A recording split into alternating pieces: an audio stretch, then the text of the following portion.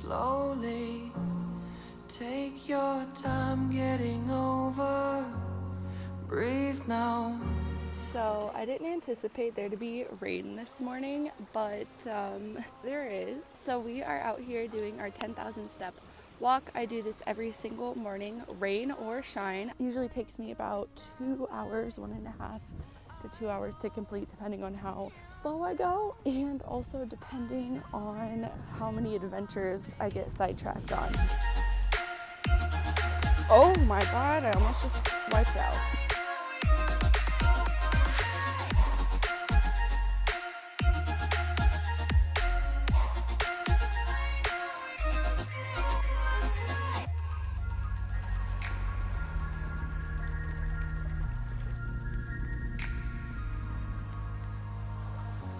So this is usually one of the places that I explore, but because it's raining, this sand, when it's not wet, is like quicksand. My feet immediately sink, so if I were to hop over, I'm pretty sure I would be stuck.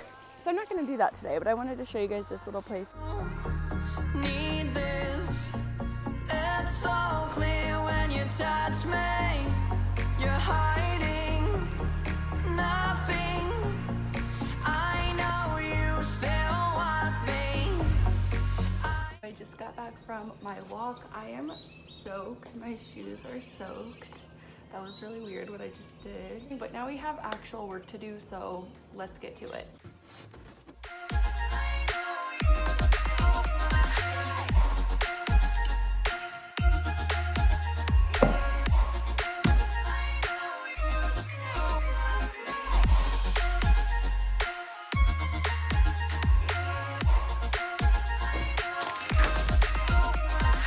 Okay, so I am back from the walk.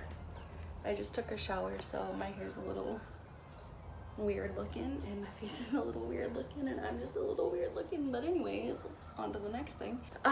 Now what I'm gonna do very quickly is read, drink my coffee, and have my protein shake. This is The Subtle Art of Not Giving a F.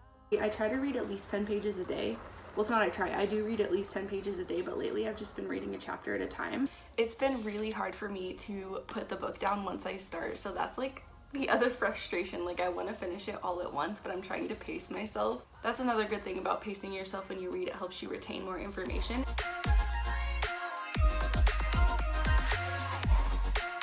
So something I like to do on my Instagram stories is I'll send or share screenshots of certain quotes that are in the book that really resonate and that I think will resonate with some of my followers who are mostly fitness related or just, I don't know, trying to grow. I think we're all trying to grow, so I really just think it might resonate with everyone. So essentially what this chapter is about, back in the 70s, they believed that if you had a higher self-esteem, if you were more confident in yourself, that this would mean that you would be more successful. So they started handing out participation awards. They started teaching parents to compliment every single little thing, even if they sucked at it, to try and build children's self-esteem. It's taught people to be confident but not successful, so then it ends up screwing people over even more and destroying their self-esteem later on in life because they've realized, oh shoot, I'm not that great, and then they're conflicted because they don't feel that great, but then everyone's told them they're great all their life. This is very interesting because I have never, even when people tell me I'm great, I've never believed it. So I struggle with self-esteem even though I was told I was great, because when people told me I did something very well, I'm like, no, but I feel like I could have done that better. So this doesn't necessarily resonate with me so much fully, but it still does resonate with me. It's in a weird way. Like, I don't feel confident. I don't have a high self-esteem, but I feel like it's because all my life I feel like I could have just pushed harder and done more. And really understanding, again, you're a kid, like you can't really excel at much other than sports and homework. So that's another reason probably, is like I didn't know what the heck I wanted to do with my life. I didn't really do anything exciting other than sports, which were fun for me, but I also didn't push as hard as I could have when I was in high school because I didn't care as much like I do now. I think this will resonate with a lot of people though, because this constantly complimenting rather than also critiquing has really screwed up a lot of kids and who are now my age, who are now 25 years old and not successful because they just think they're the best. I wanted to read this quote because I like to share quotes as well. And he's telling a story in this chapter about his friend named Jimmy. And so you're gonna hear part of that at the end of this. But it turns out that adversity and failure are actually useful and even necessary for developing strong-minded and successful adults. It turns out that teaching people to believe they're exceptional and to feel good about themselves no matter what doesn't lead to a population full of Bill Gateses. Bill Gateses, that's what he wrote, and Martin Luther Kings. It leads to a population full of Jimmys, a population full of people who have false confidence, or they have true confidence without purpose, so they don't actually know how to work and become successful, which ends up leading to unhappiness and a lack of confidence later in life, when now should be the time where you're building it up rather than seeing it decline. And then there's also just this other line which I really enjoyed, which says, it turns out that merely feeling good about yourself doesn't really mean anything unless you have a good reason to feel good about yourself. Which, this sounds harsh, but it's so helpful to understand. We can have this confidence, but confidence is supposed to come from doing things well, right? Confidence is like the reward for grinding, if you want to call it grinding.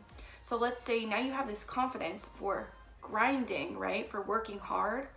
So you think that this, what you've been doing all your life that wasn't really working hard, is working hard. So you continue doing this, and then you continue feeling confident, and then you realize, wait, I'm not really getting anywhere with this. So now you're just very confused because doing this leads to nothing. You're not getting the results that you thought you would. So now your confidence is completely declining, and you're like, well, what am I supposed to do then? So I really, really like this. And like I said, even when I was complimented when I was younger, I never agreed or believed it. Like, I hate when people say you're hardworking or you're smart. Oh my God. I'm like, I'm doing the same thing everybody else is doing. Everyone else is doing this. Is everyone smart? So those type of compliments never resonated with me, because I'm like, I'm doing what every other one of my classmates is doing. So how, there's nothing special about me. Do I really not have anything special enough that you can compliment me on? So I just like, you're smart for doing what everyone else does. You know what I mean? I don't know if anyone else resonates with that, but if you do, let me know down in the comments below, because I've only found one other person that feels the same way about that. 8, nice, 2 more. One more, you got it, speed it up. All right, back to the suicides. You got this, let's go. Ooh, hold on, I'm gonna shut the window, Ben. All right, so I have a break in between clients right now, and I wanted to show how I stay organized throughout my day. My biggest thing is I use Google Sheets to make a to-do list of everything I have to do within that day. I'm actually not gonna go over that today because I have a lot of stuff that's not coaching related, but I have some personal projects that are on there that, again, it's not fitness related, it's actually more mental health, more social injustice related. But I am gonna show you guys what my Google Calendar looks like, because that is my other way that I stay structured as a coach, and just in general. Google Calendar, I feel like I'm saying Google. Google Calendar. Google? Am I saying that right? Google. I don't know what's wrong with me. So first we just have a little reminder here that it's film day. So as soon as I woke up, I got everything together that I wanted to film, all of the clips that I wanted to get today, or the majority of the clips that I wanted to get today, and how I wanted to structure today's video. So that's what I did for the first, 30 minutes of waking up. And then I went on my walk, and then I got home, I showered, got ready, and I read for about an hour. And then I just finished my first 2 sessions with Ben and Connor. And now I am doing content work. I also have to upload my blog post. These 2 are both content pieces, which is why they're blue. And that's just really how I keep different things structured. So content work is usually blue, my sessions are purple, my self-development stuff is yellow. And then I have 3 more sessions for the day. So this hour break, this is what I'm gonna be doing in between my clients. So then after that, we're just going to do a health class meditation. I'm taking this class on meditation with a company that wants to sponsor and pay me to make a video, which is really cool because I've never been paid to make an ad on YouTube.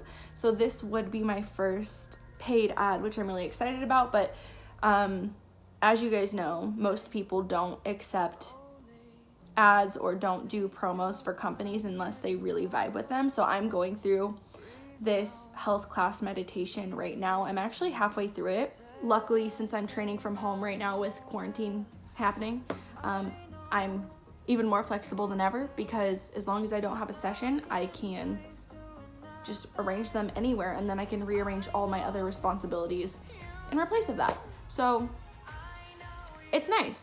If you guys are interested in virtual coaching, reach out via my website for sure. You can just apply. So if you go to my website, let me just pull it up right now. So just go to my website, www.flexclub.fit, and if you just choose the coaching option, it's going to take you to Calendly, which this is basically just where you can schedule an appointment to talk to me. You're going to answer a few questions about what your goals are, all that. Then we're going to talk on the phone for probably 15 minutes, maybe 30 minutes.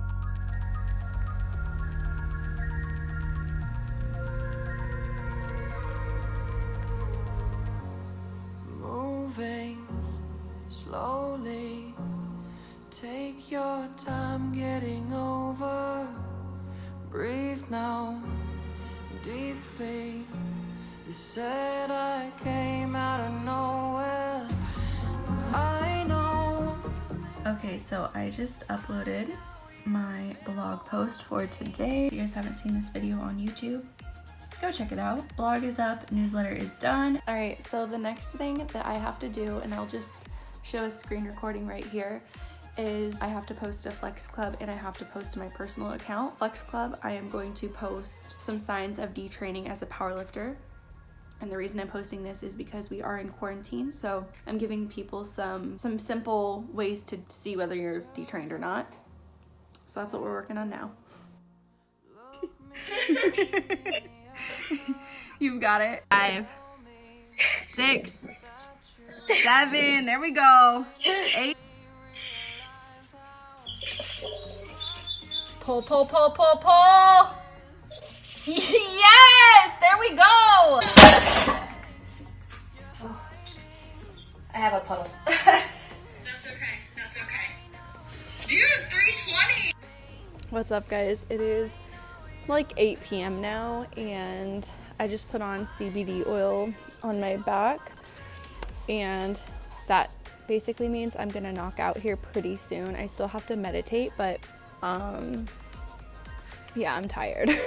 I'm tired, so I'm gonna walk to start to relax a little bit and wind down a little bit. I have some other coaching stuff I want to get done, which involves the online programs. I'm just gonna go for another walk, however long I feel like going. Really, at this point, I make sure to hit at least 10,000 steps. I'm gonna go ahead and start walking, but I make sure to hit at least 10,000 steps.